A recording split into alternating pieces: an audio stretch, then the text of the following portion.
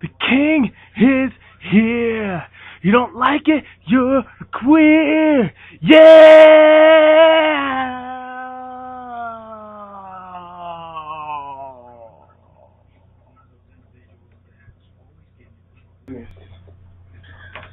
Alright guys, today I'm going to make a video about the top 10 most forgotten wrestlers in the WWE. So let's just get right into it. Number 10 is Kurt Angle, and the reason why I say he's so forgotten is not only do the fans hardly talk about him, the only time they talk about him is when they're talking TNA, but because of the fact that the WWE goes out of their way to uh, not mention it. So he's number 10. Number 9, of course, is Brock Lesnar. Once again, wrestler they refuse to talk about, even though they were trying to push him to be the face of their business in what I call the Black era or the Dark Ages era of the WWE. Number 8, Bill Goldberg. He had one feud with Evolution and Triple H, and that was it. After that, when you mention Bill Goldberg, you're only talking WCW. So he's forgotten, even though a lot of people thought he was going to come back for WrestleMania 27. Then they're like, maybe 28. Well, it's not going to happen. Give it up, WCW fans. It's not going to happen. And then at number 7, I got Scott Steiner. He's forgotten, period. I mean, I don't even know people that talk about him when they're talking about WCW. So that's my number 7. Number 6 is going to be Rick Rude, probably the most underrated wrestler in WWE history. I mean, this guy had the looks, the charisma, he had it all, but he was never pushed to be even close to a face. Such a shame that he had to come into the WWE during the Hulk Hogan era. My next one, number 5, is going to be Steve Blackman. I mean, this guy was probably one of the best hardcore champions in the Attitude Era, but yet he's hardly ever talked about. When you talk about hardcore championship, you think of Mick Foley and wrestlers like that. So that's why he's on the list. Number 4 is Lex Luger, yet another character that came into the WWE or WWF back in the day who had the size, the strength, he had all the looks, but he was a lot like Chris Masters. Didn't really do much of shit. Number 3 is a kind of a tie, so I put both these wrestlers on it. It's going to be Jimmy Superfly Snuka and Jake the Snake Roberts. Both of those also very good wrestlers. They know what they're doing, but they never got to the top of the business. So I put those two at 3. Yes, they make appearances here and there, but really, when you look at it, they're forgotten. I mean, other than their appearances here and there, no one really ever focuses on them. Number 3, Yokozuna.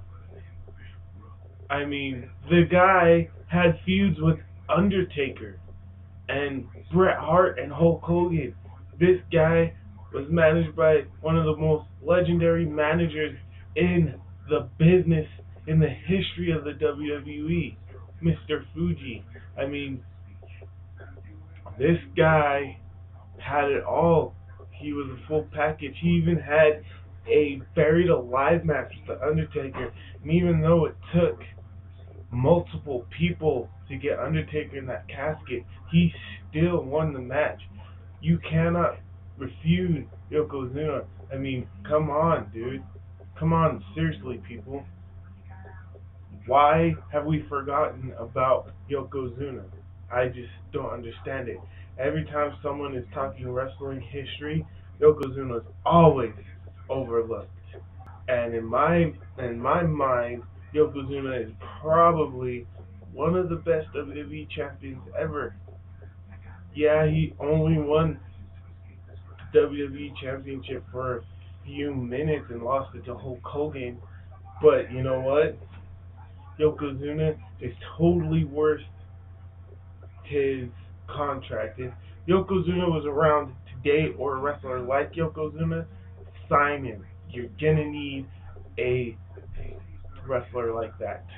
Number two, let's see, what did I put for number two? And my number one most forgotten wrestler of all time, sorry, it's the damn truth, but it's gonna have to be the Ultimate Warrior. I mean, come on, he's hardly ever mentioned. Okay, the guy won the WWE title, hands down. Okay, he was Intercontinental Champion when he won that title, and he just gave up the Intercontinental Champion. Said, "Okay, I'm number one. I don't need that title." He left the WWE and went to Spain. He went to fucking Spain, ripped up the Spanish Wrestling League, went through every fucking wrestler, won their World Heavyweight Championship out in Spain, won it just like that, and then he turns around and relinquishes it and said, "You know what? I came here, did what I wanted to do. I wanted to know, can I still be the best?" He fucking did it, gave it up, and said, "I'm gonna start all over again." This guy needs the props. This guy is a true WWE legend. But every time they want to talk about in the 80s Hulk Hogan era, no one ever focuses on the Ultimate Warrior. Even though the Ultimate Warrior feud with Hulk Hogan was awesome. His feud with Rick Rude was awesome. His promos, probably one of the best promo cutters in the history of this business. I mean, I'm a big fan of The Rock. Really big fan of The Rock. But to be damn fucking honest about it, The Rock would not be able to beat the Ultimate Warrior in a fucking promo. Neither would John Cena, neither would The Miz, neither would anybody else in the WWE, TNA, even go back to the old fucking promotions like WCCW, WCW, NWA, AWA, which by the way, I did make a mistake in my video before. It's not Atlantic Wrestling Alliance, it is American Wrestling Association. I do apologize for that. But if you compare him to any fucking promotion, past, present, future, doesn't matter. The Ultimate Warrior is the best promo cutter, no matter what, no matter how you put it, just the way it goes. So those are my top 10. I'm going to make a lot more top 10 videos, so keep an eye out for those. And so those are my top 10 most forgotten wrestlers of the WWE. And if you're below this, if you should be on this list and you're not, then you're so forgotten that it isn't even fucking funny. And yes, there are probably wrestlers I should have put on this list. These are the wrestlers that come straight to mind that I just jotted down on Notepad and did this video. So, if there's any wrestlers that have been forgotten in the WWE, you can't count TNA, okay? Just because they were in WWE and now